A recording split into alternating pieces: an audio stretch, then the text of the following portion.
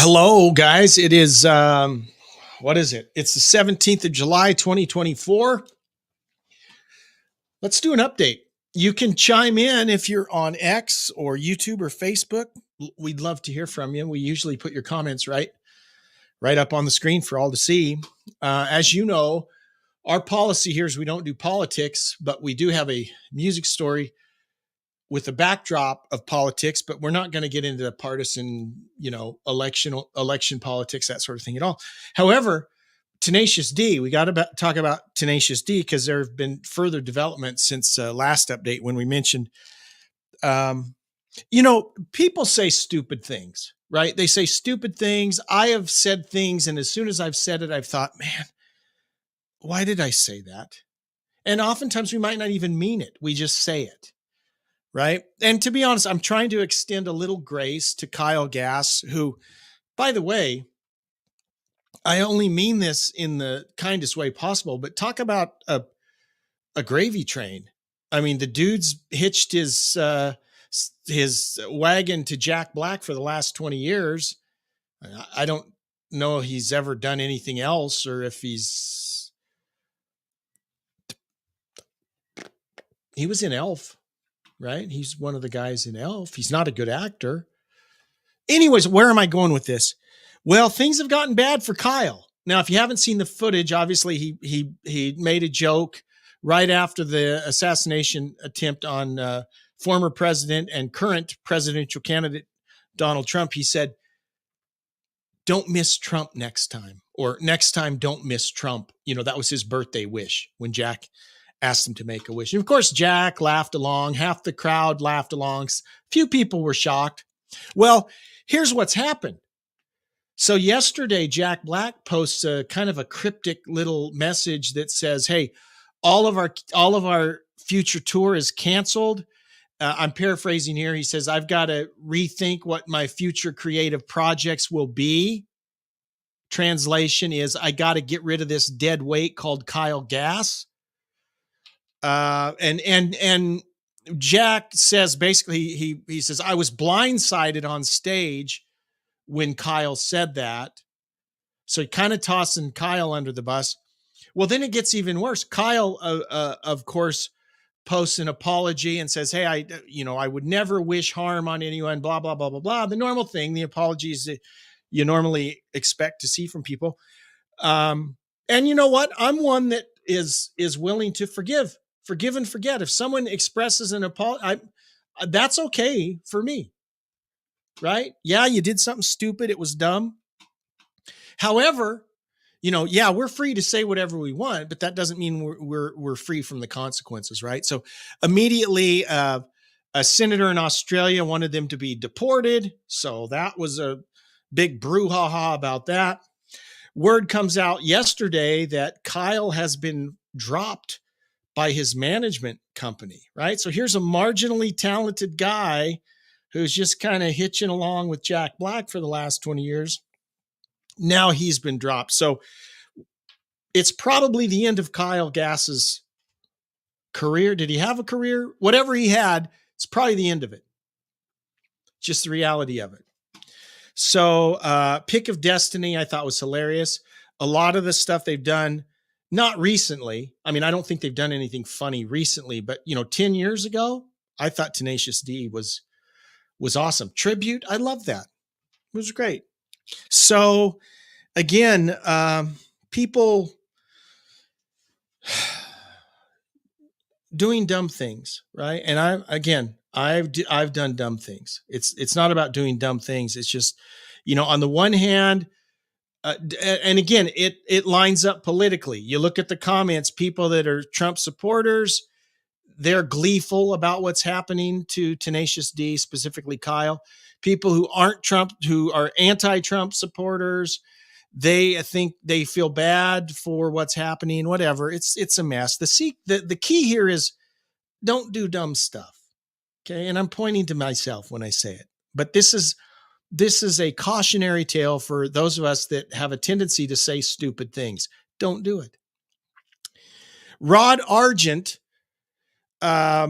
he had a stroke. Rod Argent, of course, was Zombies singer and keyboard player, and solo group Argent, right? Hold Your Head Up, right? Great keyboard player. I love the Zombies, by the way. They're one of my favorite 60s bands. If you go back, they had some great tunes. Well, he recently had a stroke and announced that he will be retiring from touring.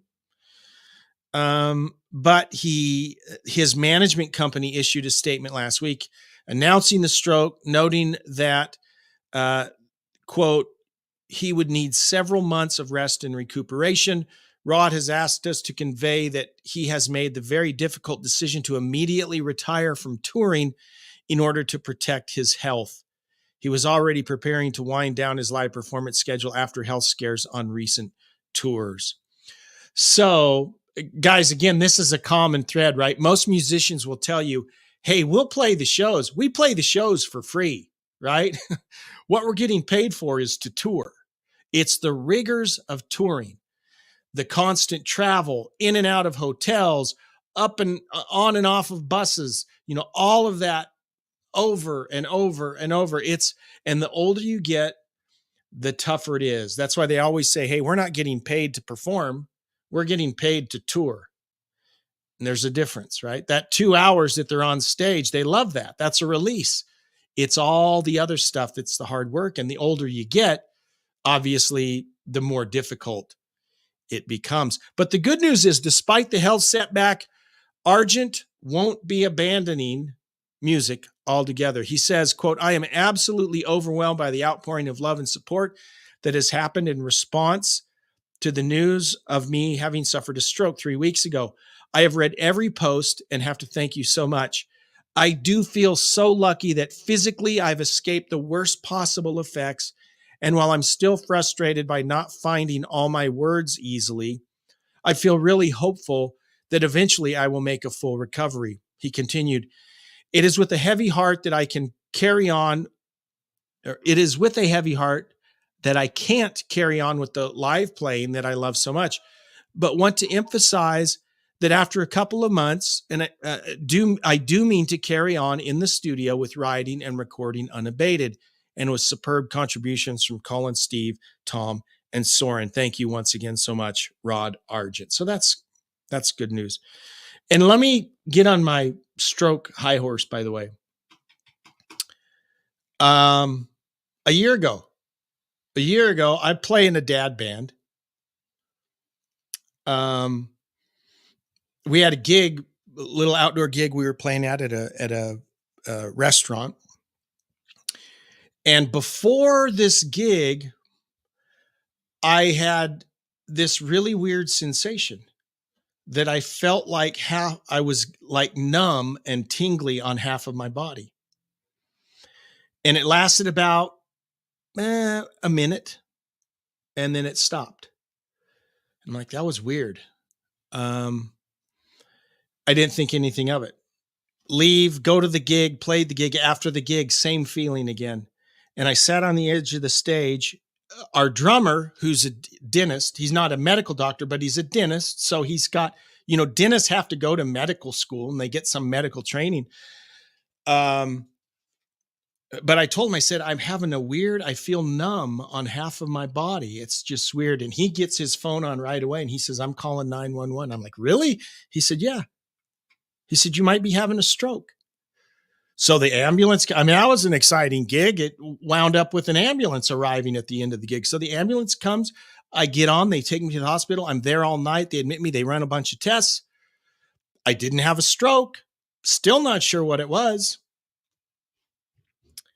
But what's my point? Well, my dentist friend, our drummer, Brad, who made the call, he had told me that hang on just a sec. Hang on. I got to say goodbye to my son. Hang on.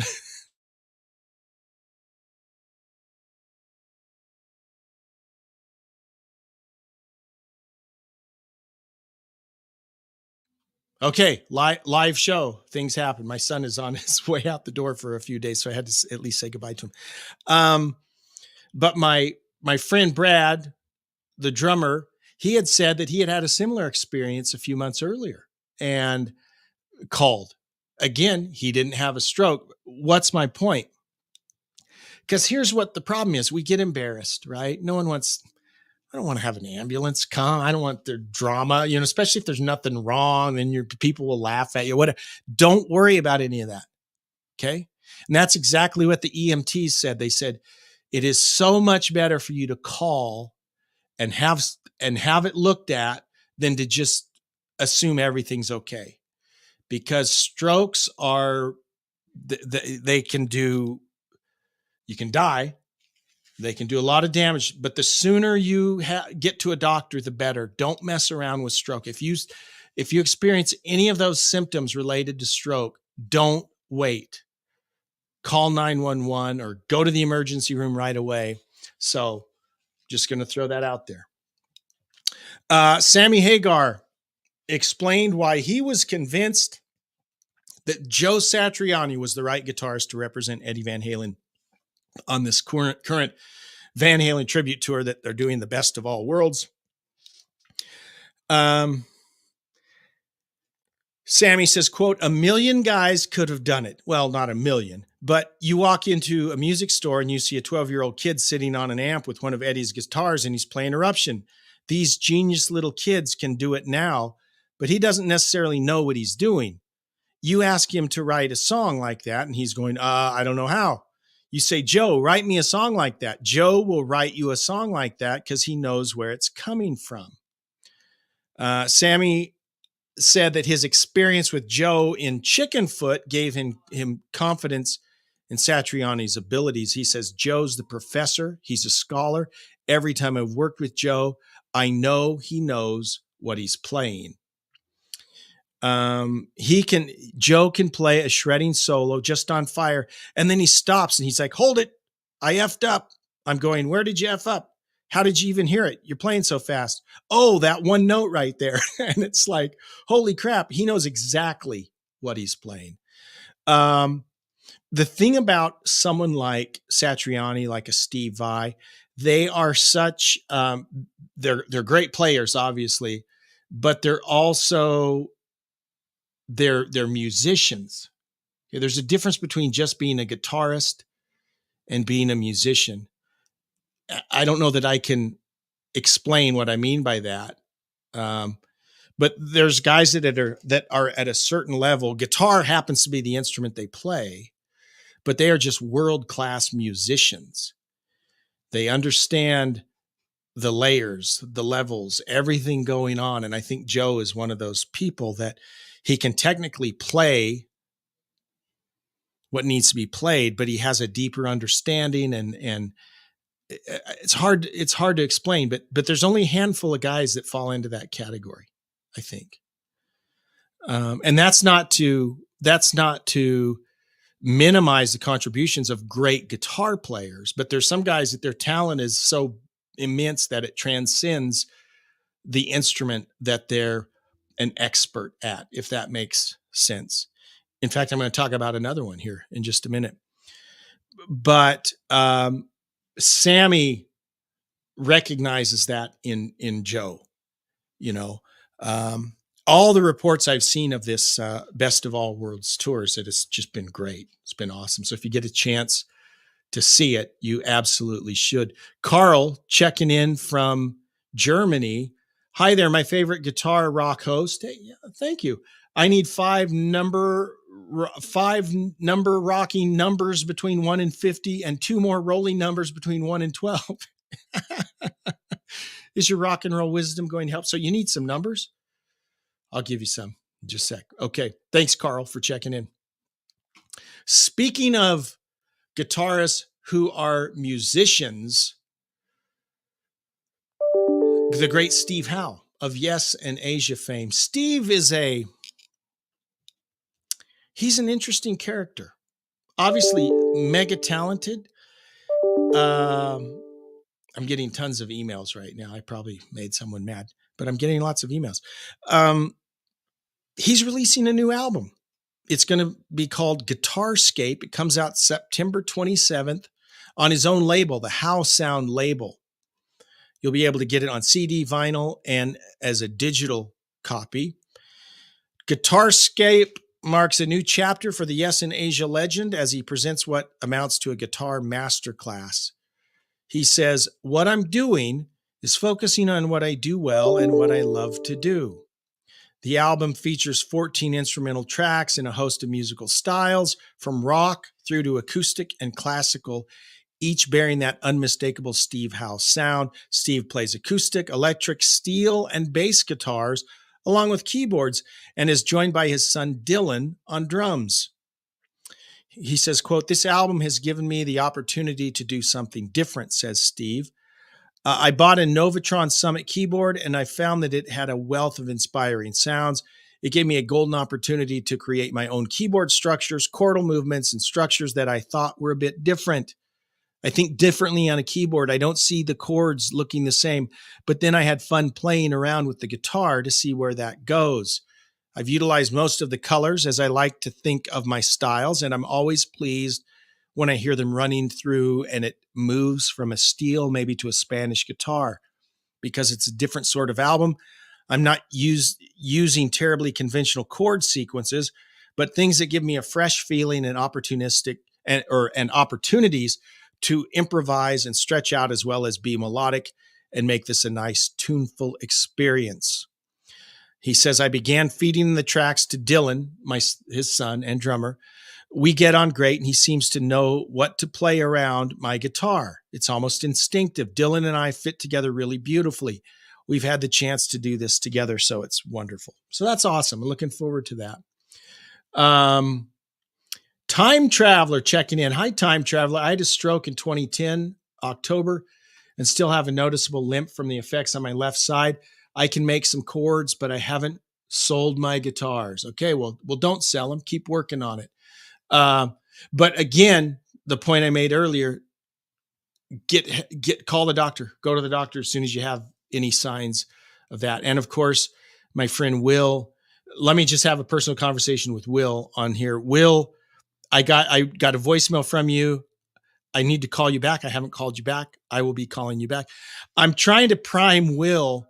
I'm going to be in his neck of the woods here in about a month, less than a month. And I'm trying to work him for a free lunch or dinner. That's what I'm really trying to angle for. So I'll be in touch, Will. Of course, we don't let Will say anything on the, because he has incriminating evidence. He's known me so long. So he's not allowed to say anything when he chimes in, but we're always happy for him to chime in. And he's saying Whataburger. Okay. He's already, now you might think that's a joke, Will. You might think that you're joking with me when you say that. I'm actually looking forward to going to Whataburger because we don't have Whataburger where I live. And those of you that don't have Whataburger's really good. And those of you that do have Whataburger, you probably take it for granted. So I'm fine with Whataburger. So, all right. I'm hoping I can use your swimming pool too while I'm there. That's part of the ulterior motive that I have. So Will, thank you. Thank you for chiming in. All right, guys, that's all I've got today. Thank you for tuning in. Thank you for your support. If you're listening to the radio station, thank you so much. I appreciate it. We're slowly but surely having more folks listen. Thank you for listening to the podcast. And thank you for all that you do. We'll do it all again tomorrow. Live long and prosper. We'll see you. Bye-bye.